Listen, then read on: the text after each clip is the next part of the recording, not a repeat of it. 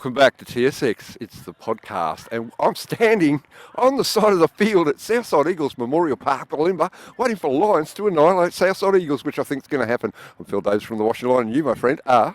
I'm Rafe Griffin. We can see those beautiful apartments over there. Wouldn't you like one on the top floor over there, Phil, just to look down on Memorial Park?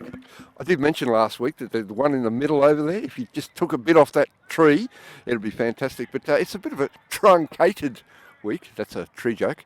Truncated week this week because there's no games this weekend. But we did have some games to look back on from the last weekend.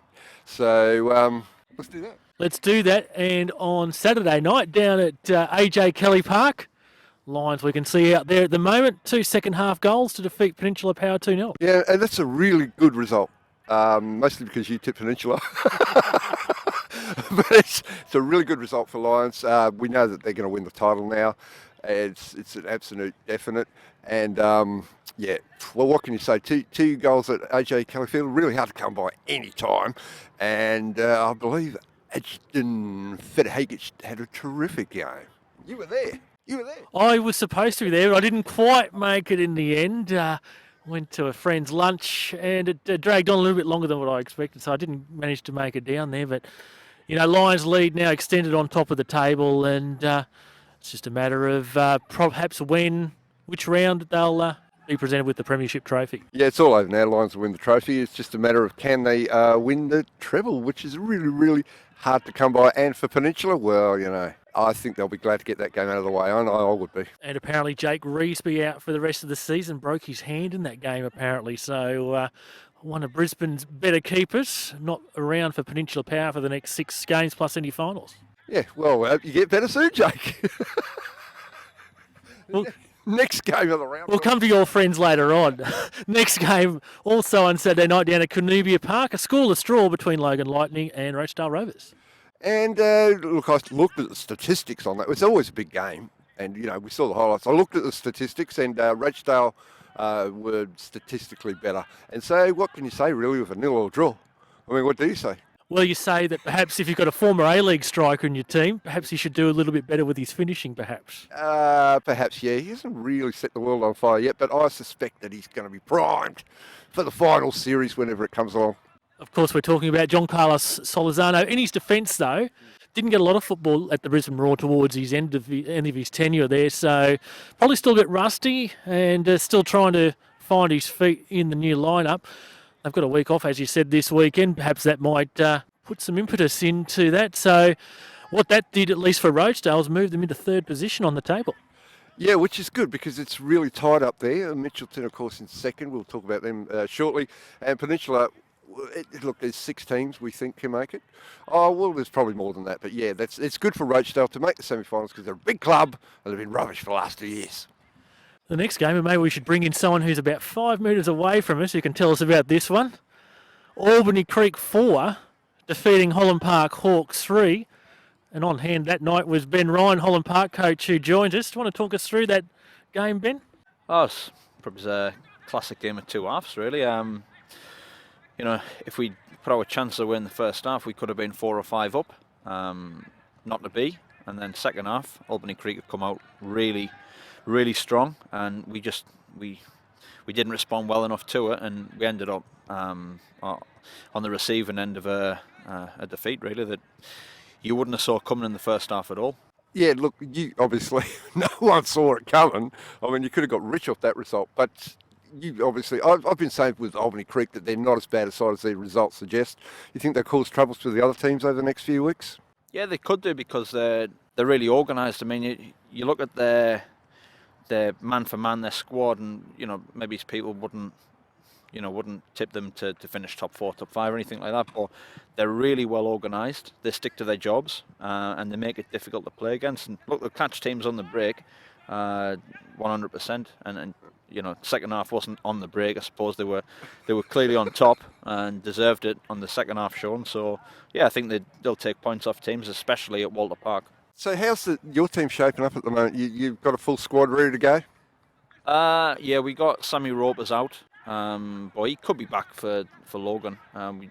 Physio said 2 weeks, and then he said 6 weeks, and he's getting another look this week. So hopefully it's shorter than that again. But other than that, we're pretty much back to where we were at the start of the season before the injuries came. So we should be okay. We've got 6 games to go. I reckon if we win 4, we probably finish in the top 4, and that has to be the aim really from this position. I thought you might win the title there for a while. That was Ben Ryan. Of course, he's the coach of Holland Park Hawks. If you can understand that, I'm standing right next to him and I can't understand a word he says. He doesn't know anything about NFL either. Their run into the finals, Logan Lightning at home, then Eastern Suburbs away, Ipswich Knights at home, UQFC away, and then North Pine and Rochedale Rovers. Yeah, well, that's not too bad a running. You know, it's always handy to have UQ and North Pine on your running, but I don't know, it's hard to say with Ben staring down over my shoulder, but a bit of inconsistencies. You know, I think that result of Albany Creek is that little bit of inconsistency. They need to get it out of the system. This result not unexpected. North Pine were 4-1 defeated by Eastern Suburbs on their trip to Heath Park. Yeah, we saw that coming, and I think the big thing to take out of that game is that Eastern Suburbs, for me, are getting better, and I would not be surprised to see them contending over the last 2 rounds of the season. Look out, the Tigers. It's just, they lost it in the middle. We don't know what happened, and it seems that they lost their 2 star strikers, and they've turned it around, and they're better. And, well, you know, North Pine, they're rubbish when they're away, so we didn't see that coming. Out of Ipswich on Sunday afternoon, they may be out of the finals race, but a good win for Ipswich Knights over UQFC, 4-1. Yeah, that was a really good result. And we know that UQ are struggling, but Ipswich have had a pretty tough draw and a pretty tough run. And it's not scoring goals has been one of their issues, except for when they punch them in the net. Hey, Andy? But it's good to see Lucas Wilson, a couple of goals. And look, UQ, they're doomed now. So, well, I think they were already doomed. It's doomed through the club championship. Good result for Ipswich Knights. They also might pose a few challenges for the bigger teams later. As they always seem to do at this time of year, they just tend to throw a few hurdles in the way of some of those teams trying to find a final spot. And as we've said before, it's not an easy trip up there on a Sunday afternoon up to Bundamba, so might be a few swerves in the road still for a couple of those sides. The other game, the last game, you were out of this playing the Diplomat once again. Palabar 1, Mitchelton 1. What did you make of the game? Well, this is a very good question. It's many people are aware that I copped a bit of a disagreement about my match report, and you know, with the benefit of hindsight, I think that I may have exaggerated certain aspects of it. But I'd like to make one important statement, like I went over Leo's coming here tonight, hopefully, but is that I'm not biased. I've never been biased, and I pride myself on not being biased. So if you think I'm biased, well, you're wrong. And if you look at the last 2 Mitchelton match reports that I wrote, it was completely the opposite. But as far as the game goes, the thing that was interesting for me, the most interesting thing out of the entire game was for the last 15 minutes, Mitchelton didn't get into Capalabar's half hardly at all. And Kevin Downs in goal was trying to run the clock down. Now, you would probably deny that, but anyway, he was trying to run the clock down. It's 1-1. They're playing the 5th place team. I just didn't know what was going on there. But Capalabar, regardless of whatever you think, Capalabar deserved to win that game. Mitchelton had some good shots. They had some good chances. Sam Chandler made 2 great saves. But Capalabar were just, you know, without Jason Shade and Nick Bernardi in the middle, they would have scored a lot of goals. They both did a really good job defensively. In fact, Mitchelton defensively were excellent, or else they would have lost the game. But everybody's watching Ahmed Azawi, and he just couldn't get any traction. But the unfortunate thing for Mitchelton is that Ben Njai came off injured, and he was like, well, in the first 15, 20 minutes, I was thinking, well, he's going to get a hat-trick tonight. But he didn't. Did it look longer term or more serious, or what do you reckon? No, look, I saw him limping up towards the clubhouse. I was going to say good day, but he must sit down with his family or something. But no, it didn't look like too long term. I think just from a guess, it looked like an ankle or something. We'll find out. But they do need him because the way they set up, they love those little runs he takes off the attacking. Like they kind of play with a single striker with 3 men behind him, and he makes these runs that are just brilliant.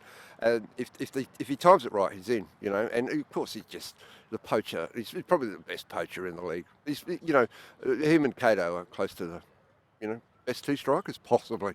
Although Cato can't score at the moment, but anyway. Can I do a bit of navel gazing? when you do get comments like that, I tend to take them a bit more personally. Are you the sort of person that it's like water off a duck's back? Yeah, pretty much. I read them first and I get a little bit annoyed for about 5 seconds and I go, I don't really care. It's like, everyone has their opinion, but I don't care. It's just, I'm not biased and I know it. So I just, yep. And Leo will be here and I'll give him a big hug and we'll have a chat about it for sure. Now, as you said, it is catch-up weekend, so we might come later on and have a bit of a chat around the leagues about what's going on.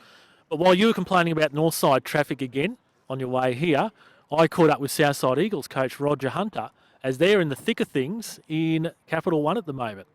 Well, I'm with Southside Eagles coach Roger Hunter on the eve of their Canali Cup match against Lions FC. Firstly, Capital One. From the outsider, from the neutral's perspective, it's an absolute cracker at the moment. I'm not sure you'll have the same appreciation of it, but it's just such a competitive league this year, isn't it? It really is. There's a lot of teams that are capable of going up this year.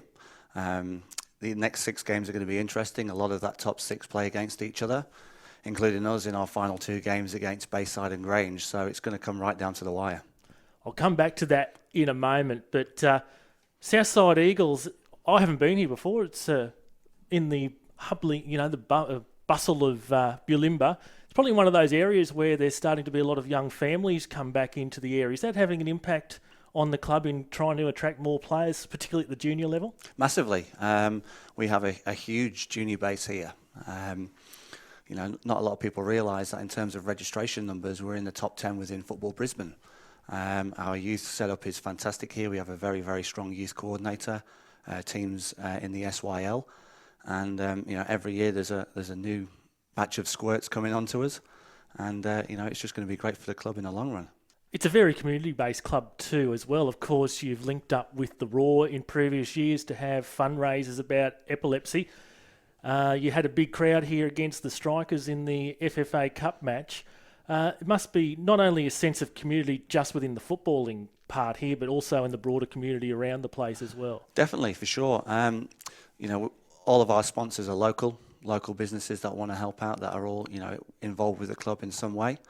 Whenever we do have a game here, with the amount of people we just get that walk off Oxford Street, interested to see what's happening is quite big for us. And with the area that we're in as well, it's quite a trendy, popular area. You can't walk down Oxford Street on a Saturday morning without seeing someone in their Eagles kit or their Eagles polo. We have quite a big presence in this local community. It's a bit out of my depth though, this area. Not quite the trendy type. Well, back to the thrill that is Capital One. 1 week you're premiership leaders, then you're 4th, you bounce around up to 2nd. It's just so tight. Did you come into this season with specific goals? Our goals were to finish in the top 4. We knew it was going to be a tough competition, and there was a lot of changes within the coaching structure and the coaching staff amongst all the other clubs. So we knew it was going to be a tough season for us. We recruited well. We brought in only a few players, and we kept the core of the squad last year. We've worked hard during pre-season, and to be honest, I'm a little bit surprised for how well we are going. We never expected to be here, but now that we're in this position, we're definitely not letting go of it. So top 4 promotion wasn't sort of on the menu to start off with? It was a long-term ambition, but maybe not an immediate ambition. We wanted to improve on last year and the previous years. But the lads have been superb throughout and exceeded my expectations of them, and hopefully it can continue over these next 6 games. You have touched on it. You've pretty much brought the same squad from last year into this year. How critical has that been to the success so far this season? It's been very critical. The hardest thing in football is stability amongst the playing group. People like to move clubs, move around, chase the money, but these guys have stuck together. And when I took over 2 years ago, a lot of the players from the previous manager coach left, and we've had to rebuild. And the first year was a rebuilding year. Probably halfway through last year was rebuilding as well. And we've had a nucleus of players now that, we are so tight on and off the field that it's reflecting in our performances. If you are to be promoted, I guess these last 2 cup matches that you will have played against Strikers and Lions, it'll give you a good test as to what that next level is all about. Definitely. I thought we did a great job against Lions. We represented very well. It'll be a tough test against Lions tonight as well. We've played BPL sides in pre-season and made a good account for ourselves. We beat Logan in pre-season. We narrowly lost to Albany Creek. So we're confident that once we go up, we can compete with these teams. You did touch upon your run into the end of the season. You're currently second, 1 point behind Grange Thistle and 2 points break on third Souths. It's a bit of a mixed bag. You've got three of the bottom clubs and then in Pine Rivers, Margravate, Wolves, and then three around you in the premiership race with Turinga, Bayside and Grange Thistle. Potentially could come down to a last day thriller against Grange Thistle to, possibly for promotion and also for the premiership. Yes, it's looking that way. Bayside, Grange, Souths, I think all have to play each other in the next 4 games. So, we're going to take each game as it comes. There's no easy games in this league. Mount Gravatt have recently recruited. Wolves have recently recruited. Pine Rivers, even though they've lost the reserve side, they're still a very good side in the first team. So there's going to be no easy games for us in this run-in. We're just going to have to take each one as it comes, even though it's a little bit of a cliche. Cap 1 will definitely be one to keep an eye on. I know you also get along round to a lot of other games as well, and we're probably going to talk about our top 4 tips, Phil and I, for the Flight Centre Premier League. Obviously, Lions probably on their way towards the premiership. What's your assessment on perhaps the other 3 teams that might make the top 4? Well, obviously, I do watch a lot of football when it's not conflicting with Eagles, so I've seen nearly every BPL side this year. Peninsula Power have starting to look a little bit stronger. Rochdale impressed me on Saturday against Logan for a 0-0 draw. That was quite an entertaining game. I definitely think Holland Park will be in there too. And East's always peak about this time of the year. So for me, I'd probably say Lions, Rochdale, Easts, and Holland Park. Interesting tip with East there to come from almost nowhere compared to where they were at the start of the season or that way through the season. But Roger, as I said, excitement in Capital One. We'll all be watching. And thanks very much for joining the so-called Xperts today. Excellent. Thank you for having me. So that was Southside Eagles coach Roger Hunter just giving us a bit of an overview of the club and what potentially may happen in the closing stages of Capital One, whereas we keep on saying, Phil, it's just such an intriguing competition at both ends of the competition. Firstly, in the promotion race and the Final Fours race, and then who's going to be relegated as well. Yeah, absolutely. Look at those. We were just chatting to Ben before we started doing the potty, the truncated podcast, and I can't pick the 2 that'll go up at this point. I have a sneaking suspicion that South will get in there, but it's one of any 4. Southside Eagles, Grange Thistle, Bayside perhaps, and even North Star. But and at the other end of the table, that win for Wolves last week, that was absolutely vital, and they're out of the relegation zone. They better hope that they don't fall straight back into it. So, yeah. And, there are a couple of games this weekend. Well, there's one. There's one in Capital One on Thursday night, so you might already know the result by the time you listen to this. North Star playing against Centenary. You'd figure that North Star should win that game. That would move them from 30 to 33 and into second place on top of Southside Eagles, which would mean the top 5 would be covered by just 4 points with 6 rounds to play.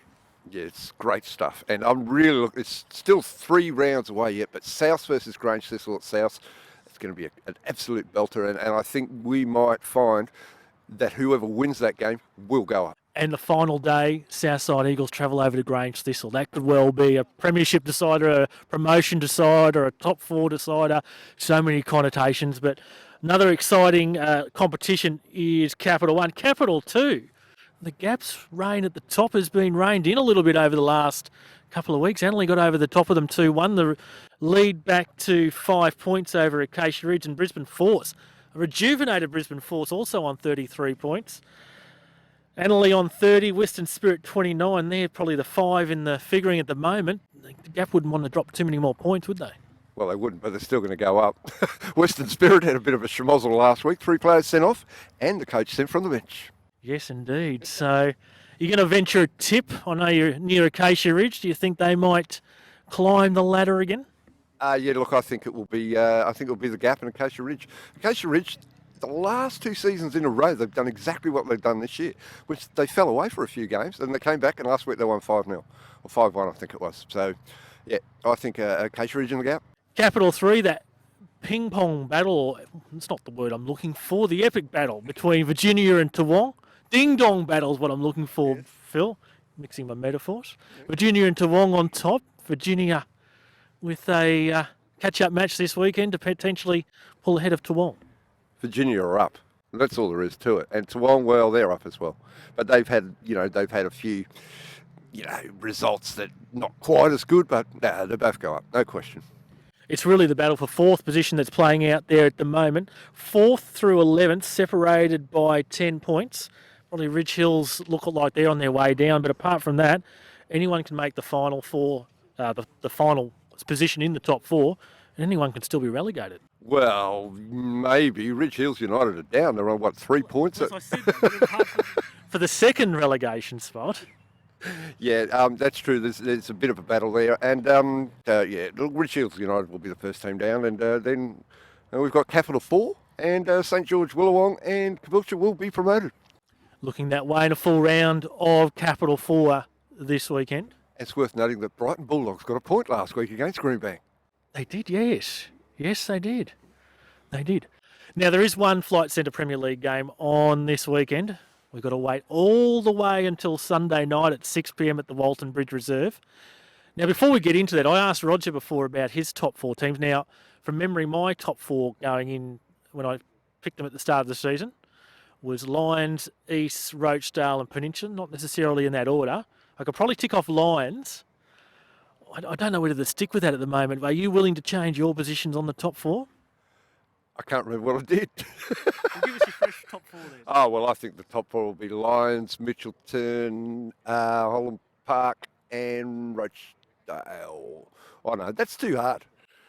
Peninsula, oh, God. You said last week that you're paid to deliver all the big opinions. Well, come on, put them on the line. All right, Lions, Mitchelton, Holland Park and Rochedale Peninsula. Oh, City got the fence in that last one. Oh, I don't mind that actually. I think Mitchelton, well, Lions are already through. Mitchelton just got enough points, been sticking around in second position for quite some time now, so probably see them there. But yeah, still a heap of teams in contention for the finals, and these last 6 rounds are going to be an absolute beauty. Well, of course, it's been one of those seasons where everything's really tight. We could see a bolter. Lions, East, Capalaba, we could see a bolter out of one of them. You never know, but they're going to have to win a lot of games, but everyone's playing each other still, so So you don't see Logan or Albany Creek making a late run for it? I just said Logan. Did you? Yeah. They've got the toughest draw coming in though. So it just proves I don't listen to you. All right, so getting back to that catch-up game on Sunday night, hard to see anything other than a Lions win really out there at the Walton Bridge Reserve? Yeah. There's no, it's football. Anything can happen. Are you going to tip UQ? I'm not going to tip UQ, but as Rob Scanlon from Lions said just before the game here, he said that all teams get up against Lions. So UQ might get up against Lions, probably not enough to grab the 3 points. And we'll probably see Lions with an 11-point lead on top of the table come Sunday night around about 8 o'clock. Yeah, I would think so. 11? I thought it would be 9. It's 8 at the moment, isn't it? 8. 8 plus 3 is 11, Phil. I don't know. The Lions will win that for sure. So yeah, if you can get out to that game, I don't expect there'll be a lot of people there, because I think a lot of people penciled this in when it hasn't been raining. They've decided, well, catch-up weekend, we're going to go away. We never go away. We're always here, but we're going to go away now, aren't we? Well, the teams are about to come out. We've timed it perfectly to finish the podcast. If Leo does turn up, we might catch up with him later on and get his thoughts on Capalaba and Mitchelton. But for now, I'm Rafe Griffin. And I'm Phil Davis. I hope Leo does come. We'll talk to you next week.